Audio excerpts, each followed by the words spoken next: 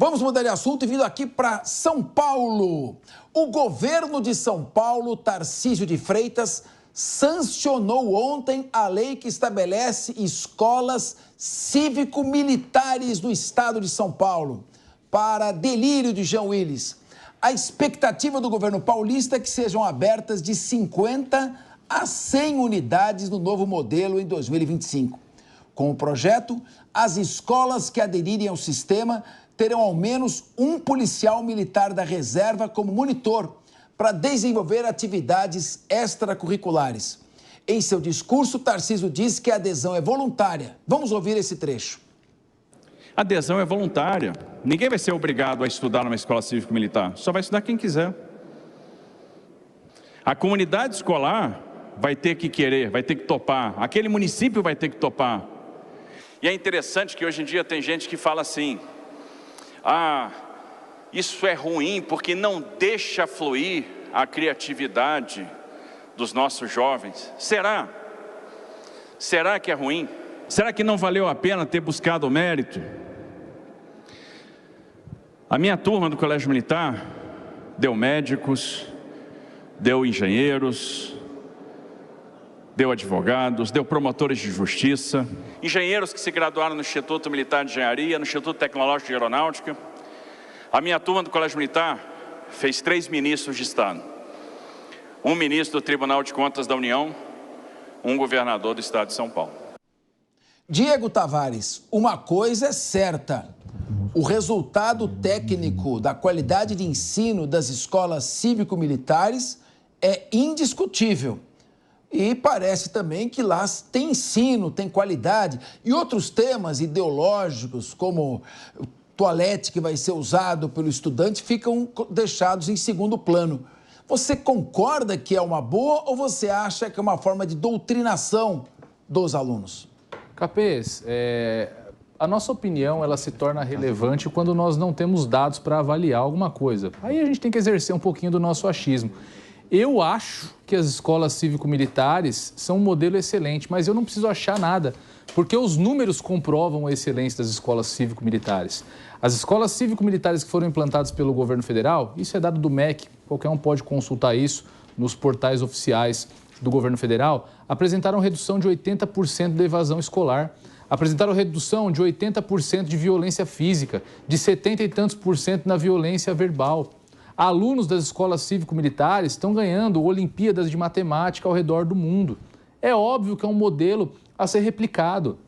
Agora, de fato, as escolas cívico-militares, elas confrontam o modelo ideológico de educação do atual governo federal. Daí, porquê da histeria. Daí o porquê de se falar em doutrinação de alunos, em criação de base eleitoral da extrema-direita, fascista e todos os istas que esse pessoal usa para adjetivar quem pensa diferente deles. Mas os números comprovam, números oficiais, dados do MEC. As escolas cívico-militares são um avanço, são muito melhores do que o modelo tradicional. E se, por acaso, alguém quiser invocar o argumento de que, olha, vai limitar a criatividade do estudante, o que nós temos hoje é a limitação do QI médio dos estudantes, é a limitação do ensino, é a limitação da atividade do professor, que tem medo de ensinar, que muitas vezes não pode inibir tráfico de drogas que ocorre dentro da sala de aula das escolas públicas. Então, parabéns ao governador Tarcísio por tentar mudar essa triste realidade da educação pública no estado de São Paulo.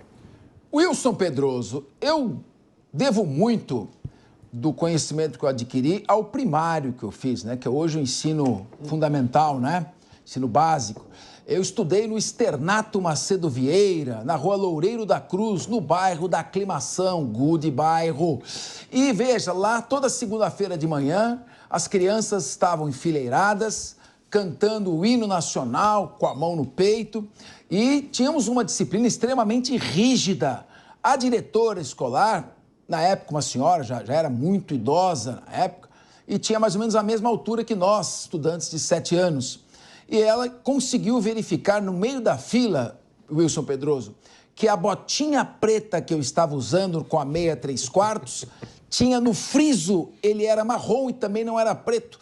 Ela entrou no meio, colocou o dedo na minha cara, com 7 anos, falou: você não entra aqui amanhã se vier desuniformizado. Eu não me senti ofendido nem nada. Aquilo, para mim, foi um caminho de disciplina e um ensino extremamente forte. Você acha que a disciplina nas escolas pode afetar a dignidade humana dos alunos? Disciplina, a gente passa a vida toda tentando dar disciplina para os nossos filhos. Disciplina não faz mal a ninguém. E outra, não é a adesão às escolas militares não é obrigatória. Se os pais não quiserem colocar numa escola com padrão de disciplina militar, não precisa colocar na escola. Eu também, Capês, eu estudei no Salesiano e estudei no Dom Domênico, que era no Guarujá. A gente, todo dia de manhã, enfileirado, cantando o hino nacional, Eu era aqueles moleques que gostavam de aparecer, eu era louco para ficar puxando a cordinha da bandeira subindo. E isso não me fez pior, me fez melhor. Disciplina, organização, que eu levo comigo até hoje, inclusive nas atividades que eu faço. Assim, agora, se não pode chamar a atenção das crianças, não pode encostar a mão. Mas isso não pode mesmo. Então, não pode encostar a mão. Isso não pode mesmo. Não pode dar mais puxão de orelha. Não pode mesmo. Eu tomava reguada na mão. Não, isso não pode. Mas hoje não pode. Não, agora nunca você pode. Não pode mais chamar nem a atenção. Não. Aí, peraí, calma. Calma aí. Volta aqui. Uma coisa é orientação, disciplina. Outra coisa... Você nunca ficou no cantinho? Castigos físicos, jamais. Isso você era bom aluno. Isso nós não... Eu era do fundão. Você sempre foi CDF. Eu fui aquela turma do fundão que não conseguia aprender nada. Quantas vezes eu fiquei olhando para a parede, Capês? Eu não ia com a botinha. Você é da turma da botinha. Eu sou da turma do quichute. Eu ia com quichute. Botinha era quem tinha dinheiro. Eu ia com quichute. Porque durava a vida toda. Você queria gastar aquele sapato, era pior que pneu. Não acabava nunca o quichute. Mas voltando, Capês, brincadeira à parte, eu sou a favor de disciplina, acho que não vai fazer mal para ninguém, não acho que isso vai doutrinar, a disciplina doutrina as pessoas para ser de direita ou de esquerda, porque o que vai doutrinar as pessoas é a sua consciência lá na frente, não é agora porque teve disciplina ou porque teve um professor militar. Capês, só para encerrar, eu tive um professor militar aposentado muito parecido, ele dava aquela matéria de moral e cívica. Educação moral e cívica, era um militar, e nem por isso eu virei um guerrilheiro... E depois foi chamada de OSPB. Meu querido João Belutti, é óbvio que o Wilson Pedroso estava usando uma linguagem metafórica, evidente. Nós estamos falando de disciplina. Ninguém tem o direito de agredir. Inclusive, é um crime gravíssimo, sobretudo com causas de aumento de pena na hipótese de menores. E também a questão da honra, também não pode... É preciso muito cuidado quando vai se dirigir a uma criança com os impactos psicológicos da forma como você se dirige. Nós estamos falando de estimular o civismo, o patriotismo, priorizar o conhecimento técnico que é ministrado na sala de aula. Nesse sentido, evidentemente, que todos aqui estamos falando. Eu queria te ouvir, João Belutti. Olha, eu acho que ainda foi muito tímido o currículo, né? Ele poderia ser mais voltado ainda para o aspecto militar, que é essa questão da disciplina, né? Do estudo rígido, porque os colégios militares são realmente muito bons. Esse cívico-militar ele ainda é um pouco mais tímido na questão dos militares. E como você perguntou da doutrinação, Capês, onde ocorre a doutrinação é no modelo atual, uma doutrinação paulo-freiriana, marxista do Brasil, uma mentalidade vitimista. Nessa sim ocorre. Nas cívico-militares, não. A gente teve ontem ou anteontem, se não me engano, um colunista do Estadão que apontou esse fato, né? Os autores conservadores, eles foram excluídos das universidades. Então, os professores sequer aprendem, né? Não aprendem toma sol, não aprendem nada dessas doutrinas conservadoras que foram simplesmente excluídas. Aí o professor já vem com essa mentalidade marxista, revolucionária e ensina nas escolas para os alunos que vão sair de lá sem saber direito matemática, português, que era o que deveria saber. Então, acho que foi bem o Tarcísio. Nesse ponto, como ele colocou, é opcional. A escola não é obrigada a aderir. O pai matricula se quiser, não é obrigado. Ele pode... prefiro o método Paulo Freire marxista. Vai lá e põe na autoescola, então. E agora eu só acho também que futuramente precisará se discutir a questão das câmeras nas universidades para a gente, sim, ver o nível de doutrinação que os nossos alunos e professores sofrem na universidade e também na escola, Capês.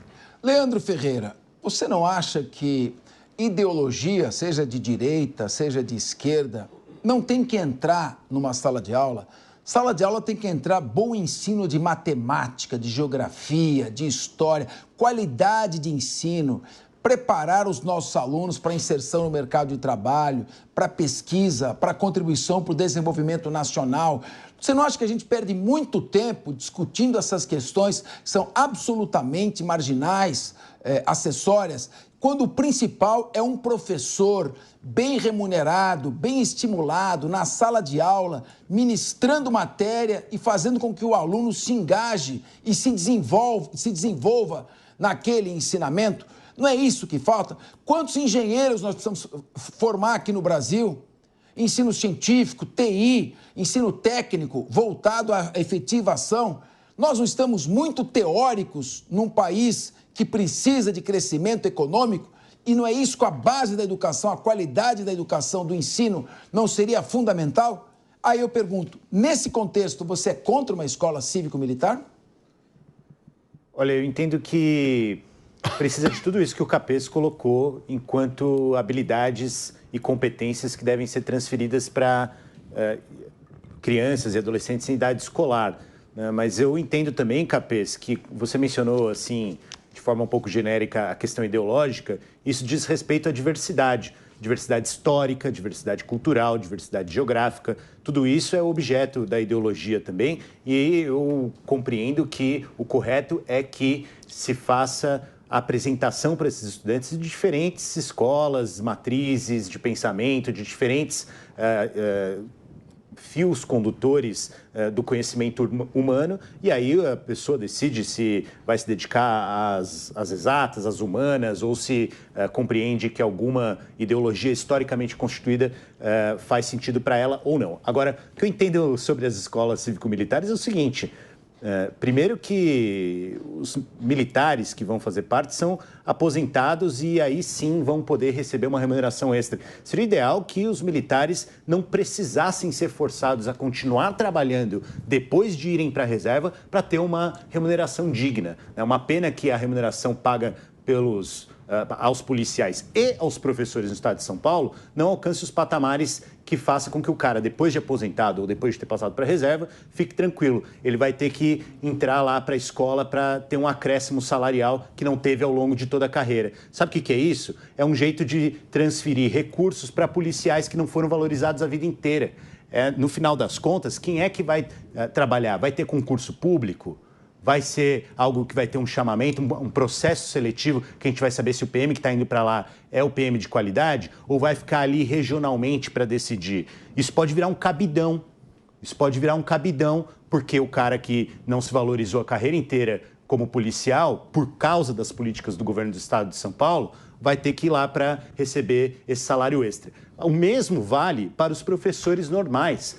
Paga para os professores regulares de ensino médio e profissionais da educação em geral o que se pretende pagar para esse policial, para ver se não vai atrair um profissional muito mais competente, que às vezes vai para a escola particular porque o salário no sistema de ensino público é ruim. Então, eu acho que tem que olhar por uma dinâmica de mercado, Capês, para como funciona o professorado, para como funciona o profissional da educação, e não que a gente fique empurrando como solução paliativa para salário de PM a possibilidade de trabalhar depois de se aposentar. Não, deixa eu terminar, Diego. Deixa eu terminar. Pode concluir. Só para terminar. Garantida a palavra. Agora, vamos falar o seguinte, João, eu nem vou entrar em Paulo Freire. Assim, não é a questão de Paulo Freire, marxismo, isso assim... É o que é ensinado hoje. Isso é uma viagem. Isso é uma viagem que se criou, uma ficção para dizer que a escola brasileira é um instrumento ideológico. Eu vou falar o seguinte, vamos chamar a Fundação Lehman, vamos chamar o Instituto Unibanco, vamos chamar o Itaú, que são essas grandes fundações dedicadas ao sistema de educação, que tem propostas para isso. Vamos falar para esses caras avaliarem o que vai ser a escola cívico-militar, se o modelo de gestão é adequado, se o currículo é adequado. E vamos avaliar eles também. Vamos chamar todo mundo que tiver condição de botar de pé uma avaliação para avaliar essas histórias. Não estou falando do Leandro, deixa eu perguntar para você uma coisa. Por que você acha que o nosso sistema, o sistema da América Latina, que é um sistema mais de discussão ideológica, de debate, conflituoso, não forma com a mesma qualidade, por exemplo, que os países do sudeste da Ásia, Vietnã, Tailândia, Coreia do Sul, Japão, a China, aquela parte oriental da China, Xangai, Beijing.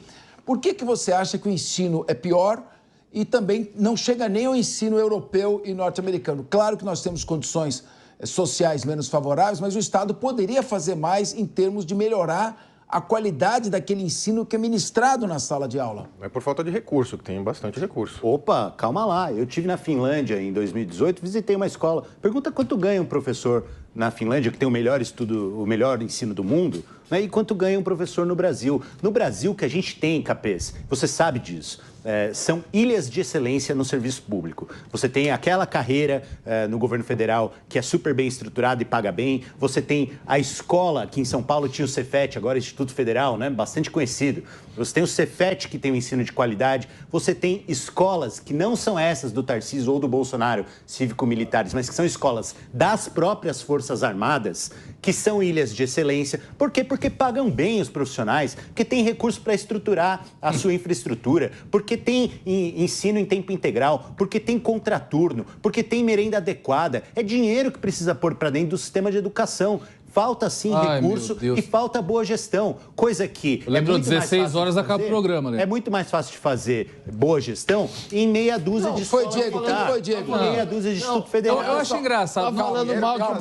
Tá falando que o professor ganha mal e quem define a base do salário do professor é o governo federal. Nós debatemos... aumentou agora. Nós debatemos aqui uma série de temas. Eu acho engraçado, Leandro, que a gente tem duas situações aqui. Nós temos os policiais e nós temos os professores. Você justifica a implementação de câmera na farda, que é importante porque melhora a segurança pública, a despeito do baixo salário do policial. Mas quando a gente apresenta um modelo de educação que demanda investimento, você diz que não tem que implementar esse modelo. Nós precisamos aumentar salário de professor. Ou seja, você usa dois pesos e duas medidas para avaliar duas questões. Em sala de aula.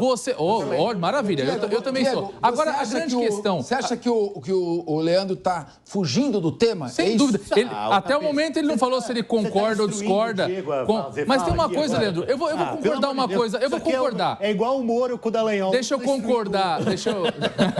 Deixa eu concordar uma coisa com você, Leandro. Eu também acho que o ensino ele não é capaz de passar nenhuma ideologia. Nós temos no ensino fundamental, segundo ano do ensino fundamental, 56% dos alunos que não sabem ler e escrever. Nós temos no ensino superior alunos que não conseguem ler e escrever plenamente. Nós estamos formando, com o modelo atual de ensino, analfabetos funcionais, pessoas que são incapazes de ler um texto e entender a ideia que desse texto se extrai. Então, nós precisamos de um modelo alternativo. E aí eu te dei números, meu amigo. Nós temos um padrão de excelência muito diferente nas escolas cívico-militares. O que por si só, já disse, 80% a menos de evasão escolar, alunos... não é ilha de excelência. É um modelo que foi testado a partir de 2020. Mais recurso que a escola normal, Diego. Claro. É assim que faz. E por isso ela custa mais... Aí você traz o argumento de que a educação precisa de mais dinheiro. O nosso atual ministro da Economia, ministro da Fazenda, Fernando Haddad, foi ministro da Educação. Ele quadruplicou o investimento em educação e conseguiu entregar a educação brasileira num nível menor do que ele pegou no ranking PISA. Diego, então o problema não é dinheiro, o problema é o modelo. O modelo é ruim e tem muitas falhas. Diego, uma pergunta. Aqui o Leandro Ferreira colocou, ele colocou com razão. São ilhas de excelência. É verdade. É o ITA. Agora, já que esse modelo... E o Instituto Militar de Engenharia, o IME, que foi falado pelo... Cefet. O governador Tarcísio falou do IME, Instituto Militar de Engenharia, o Instituto Tecnológico da Aeronáutica, que é o ITA, e também as escolas cívico-militares, que são ilhas de excelência. Já que são ilhas de excelência que estão funcionando, não seria melhor pegar esse modelo e começar a multiplicá-lo ao máximo, com o mesmo recurso? Com o mesmo recurso. Porque pelo menos você teria uma destinação que está dando resultado. Mas é evidente, professor Capês, é evidente. Nós temos um modelo problemático de educação. A geração de brasileiros, essa geração de brasileiros, isso é um estudo que eu tive acesso muito recentemente, tem um QI menor do que a geração anterior. Isso é inédito. O QI da humanidade, em geral, é ascendente. Aqui no Brasil, a nossa geração atual é mais burra do que a anterior. E nós não vamos fazer nada a respeito Diego, da educação. você está jogando o povo na lama, cara. E quando se apresenta um modelo diferente, e um modelo que já começou a ser validado... Não está. Pelo contrário, é maiores medições que estão sendo feitas. O QI do brasileiro não está diminuindo. Você está jogando o povo brasileiro na lama. Eu vou defender o povo brasileiro aqui, que não tem nada disso. O povo brasileiro é maravilhoso. Nossa educação é que é péssima. Tem que formar melhores professores. Leandro, o Diego não está jogando o povo na lama e você fez uma análise também correta de que ou precisa mais de investimento ou o investimento é ruim. É ruim. mal feito esse investimento. Tem bastante. Então, o que eu digo que seria mais fácil, você tem escolas cívico-militares como ilhas de excelência, então pega isso, já é uma coisa que está, é um dinheiro que está sendo bem empregado, multiplica esse. Você tem ilhas de excelência que não são militares. Perfeitamente. E você tem, o Leandro Ferreira coloca muito bem, que há ilhas de excelência que não são militares e também devem ser multiplicadas. Não quer dizer que a escola cívico-militar seja a única saída. É também uma saída. Hoje ela corresponde a um percentual muito pequeno de estudantes. Então, talvez esses modelos de excelência militares ou não, como o Leandro colocou, devam ser multiplicados.